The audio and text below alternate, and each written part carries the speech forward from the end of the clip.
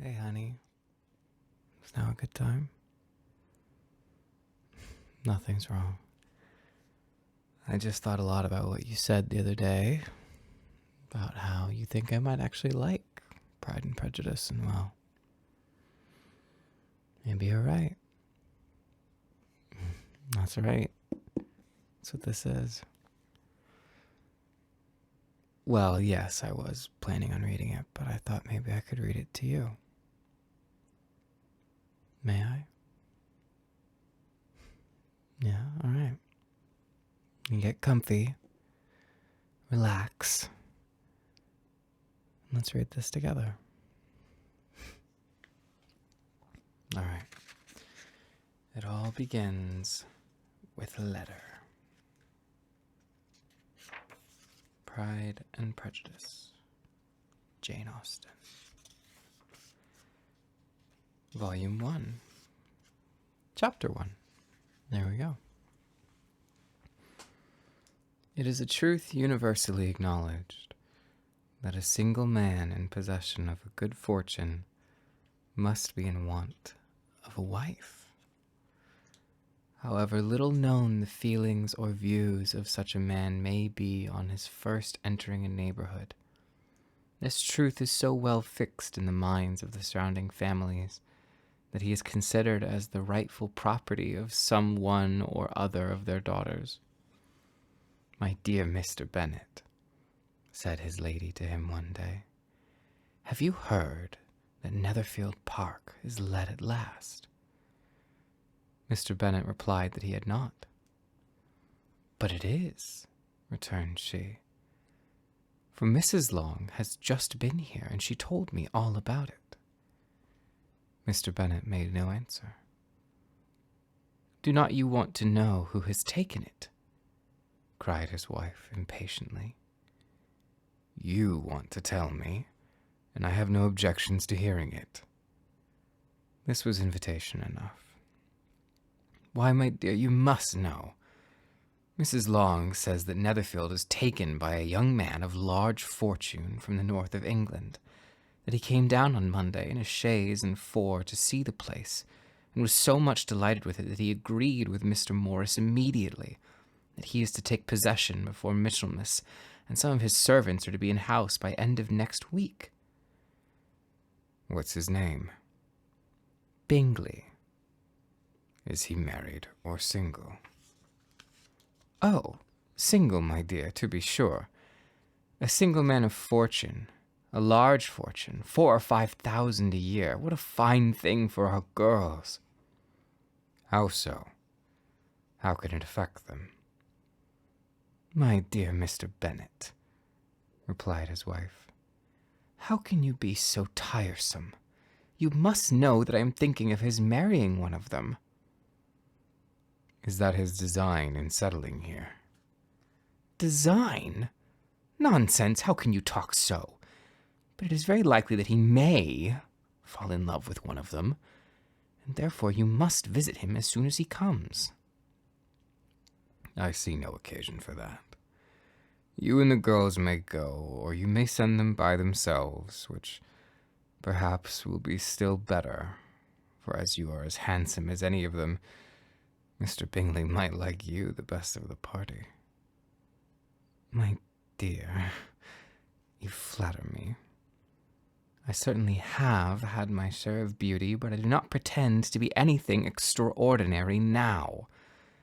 When a woman has 5 grown-up daughters, she ought to give over thinking of her own beauty." "In such cases, a woman has not often much beauty to think of." "But, my dear, you must indeed go and see Mr. Bingley when he comes into the neighborhood." "It is more than I engage for, I assure you." "But consider your daughters. Only think what an establishment it would be for one of them. Sir William and Lady Lucas are determined to go merely on that account, for in general you know they visit no newcomers. Indeed, you must go, for it will be impossible for us to visit him if you do not." "You are overly scrupulous, surely. I dare say Mr. Bingley will be very glad to see you, and I will send a few lines by you to assure him of my hearty consent to marrying whichever he chooses of the girls. Though, I must throw in a good word for my little Lizzie. I desire you will do no such thing. Lizzie is not a bit better than the others, and I am sure she is not half as handsome as Jane, nor half so good-humored as Lydia. But you are always giving her the preference. They have none of them much to recommend them, replied he. They are all silly and ignorant like other girls, but Lizzie has something more of quickness than her sisters. Mr. Bennet, how can you abuse your own children in such a way? You take delight in vexing me. You have no compassion on my poor nerves. You mistake me, my dear. I have a high respect for your nerves. They are my old friends. I've heard you mention them with consideration these 20 years last. Ah, but you know not what I suffer. But I hope you will get over it, and live to see many young men of 4,000 a year come into the neighborhood. It will be no use to us if 20 such should come, since you will not visit them. Depend on it, my dear, that when there are 20 of them, I will visit them all. Mr. Bennet was so odd a mixture of quick parts, sarcastic humor, reserve, and caprice, that the experience of 23 years had been insufficient to make his wife understand his character. Her mind was less difficult to develop. She was a woman of mean understanding, little information, and uncertain temper. When she was discontented, she fancied herself nervous. The business of her life was to get her daughters married. Its solace was visiting and news. Chapter 2. Should I continue? Yes, okay, relax.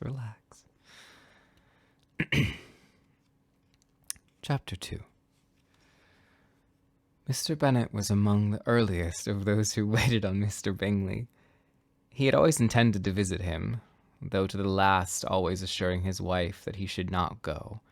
Until the evening after the visit was paid, she had no knowledge of it. It was then disclosed in the following manner. Observing his second daughter employed in trimming a hat, he suddenly addressed her with, "I hope Mr. Bingley will like it, Lizzie." "We are not in a way to know what Mr. Bingley likes," said her mother resentfully, "since we are not to visit." "But you forget, mamma," said Elizabeth, "that we shall meet him at assemblies, and that Mrs. Long has promised to introduce him." "I do not believe Mrs. Long will do any such thing. She has 2 nieces of her own. She's a selfish, hypocritical woman, and I have no opinion of her." "No more have I," said Mr. Bennet, "and I am glad to find that you do not depend on her serving you." Mrs. Bennet deigned not to make any reply, but unable to contain herself, began scolding one of her daughters. "Don't keep coughing so, Kitty, for heaven's sake. Have a little compassion on my nerves. You tear them to pieces." "Kitty has no discretion in her coughs," said her father. "She times them ill." "I do not cough for my own amusement," replied Kitty fretfully. "When is your next ball to be, Lizzie?" "Tomorrow fortnight." "Aye, so it is," cried her mother. "And Mrs. Long does not come back till the day before, so it will be impossible for her to introduce him, for she will not know him herself." "Then, my dear, you may have the advantage of your friend, and introduce Mr. Bingley to her." "Impossible, Mr. Bennet, impossible, when I am not acquainted with him myself. How can you be so teasing?" "I honor your circumspection. A fortnight's acquaintance is certainly very little. One cannot know what a man really is by the end of a fortnight, but if we do not venture, somebody else will. And after all, Mrs. Long and her nieces must stand their chance. and therefore, as she will think it an act of kindness if you decline the office, I will take it on myself." The girls stared at their father. Mrs. Bennet said only, "Nonsense! Nonsense!" "What can be the meaning of that emphatic exclamation?" cried he. "Do you consider the forms of introduction and the stress that is laid on them as nonsense? I cannot quite agree with you there. What say you, Mary? For you are a young lady of deep reflection, I know, and read great books, and make extracts." Mary wished to say something very sensible, but knew not how. "While Mary is adjusting her ideas," he continued, "let us return to Mr. Bingley." "I am sick of Mr. Bingley," cried his wife. "I am sorry to hear that, but why did you not tell me so before? If I had known as much this morning, I certainly would not have called on him. It is very unlucky, but as I have actually paid the visit, we cannot escape the acquaintance now." The astonishment of the ladies was just what he wished. That of Mrs. Bennet perhaps surprising the rest, though, when the first tumult of joy was over, she began to declare that it is what she had expected all the while. "How good it was in you, my dear Mr. Bennet! But I knew I should persuade you at last. I was sure you loved your girls too well to neglect such an acquaintance. Well, how pleased I am. And it's such a good joke, too, that you should have gone this morning and never said a word about it till now." "Now, Kitty, you may cough as much as you choose," said Mr. Bennet, and as he spoke he left the room, fatigued with the raptures of his wife. "What an excellent father you have, girls," said she when the door was shut.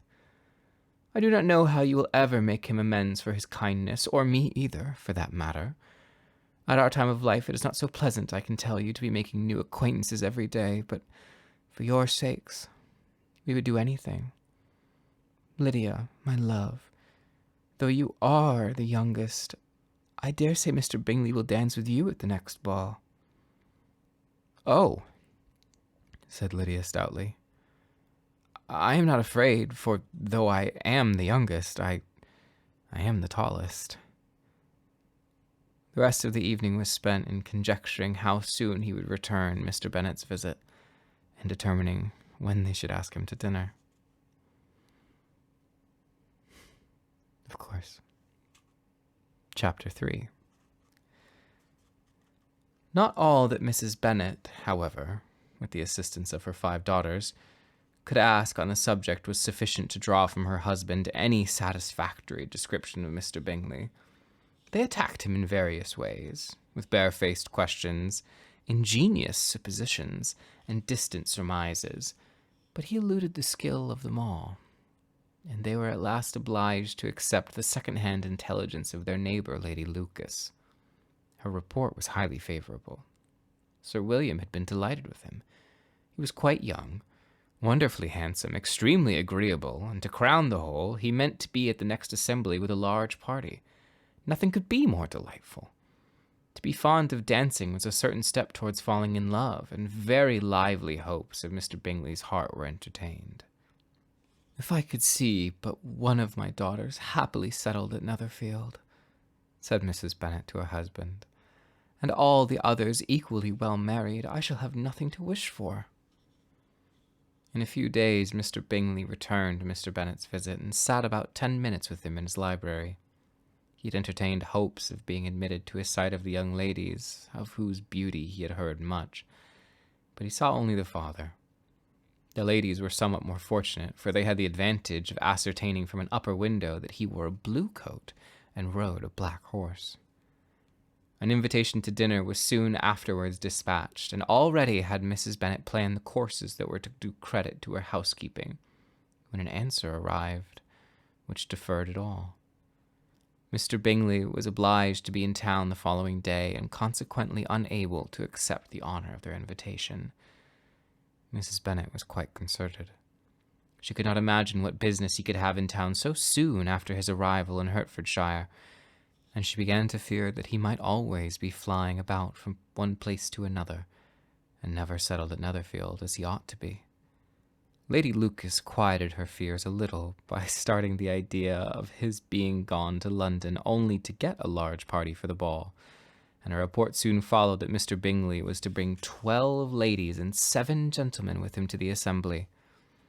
The girls grieved over such a number of ladies, but were comforted the day before the ball by hearing that instead of 12, he had only brought 6 with him from London, his 5 sisters and a cousin, and when the party entered the assembly room, it consisted of only 5 altogether. Mr. Bingley, his 2 sisters, the husband of the eldest, and another young man. Mr. Bingley was good-looking and gentlemanlike. He had a pleasant countenance and easy, unaffected manners. His sisters were fine women, with an air of decided fashion. His brother-in-law, Mr. Hurst, merely looked the gentleman, but his friend Mr. Darcy soon drew the attention of the room by his fine tall person, handsome features, noble mien, and the report, which was in general circulation within 5 minutes after his entrance, of having 10,000 a year. The gentlemen pronounced him to be a fine figure of a man, and the ladies declared he was much handsomer than Mr. Bingley, and he was looked at with great admiration for about half the evening, till his manners gave a disgust which turned the tide of his popularity, for he was discovered to be proud, to be above his company, and above being pleased. And not all his large estate in Derbyshire could then save him from having a most forbidding, disagreeable countenance, and being unworthy to be compared with his friend. Mr. Bingley had soon made himself acquainted with all the principal people in the room. He was lively and unreserved, danced every dance, was angry that the ball closed so early, and talked of giving one himself at Netherfield. Such amiable qualities must speak for themselves. What a contrast between him and his friend! Mr. Darcy danced only once with Miss Hurst, and once with Miss Bingley, declined being introduced to any other lady, and spent the rest of the evening in walking about the room, speaking occasionally to one of his own party. His character was decided. He was the proudest, most disagreeable man in the world, and everybody hoped that he would never come there again. Amongst the most violent against him was Mrs. Bennet, whose dislike of his general behavior was sharpened into particular resentment by having cited one of his daughters. Elizabeth Bennet had been obliged, by the scarcity of gentlemen, to sit down for 2 dances, and during part of that time Mr. Darcy had been standing near enough for her to overhear a conversation between him and Mr. Bingley, who came from the dance for a few minutes to press his friend to join. "Come in, Darcy," he said. "I must have you dance. I hate to see you standing about by yourself in this stupid manner. You had much better dance." "I certainly shall not. You know how I detest it, unless I am particularly acquainted with my partner.